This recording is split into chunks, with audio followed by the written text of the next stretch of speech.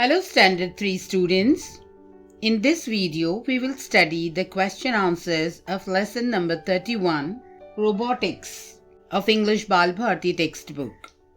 Let's begin. Draw a picture of the robot that you have designed. Label the picture. Describe, in short, what your robot can do. Choose a suitable name for your robot. Answer. The name of my robot is HelperBot. It is designed to make your life easier and more fun.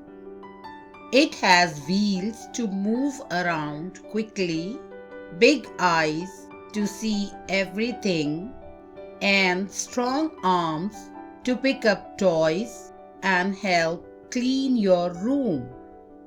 If you are thirsty, HelperBot can bring you a glass of water, and when you are feeling bored, it can dance and tell funny jokes to make you smile.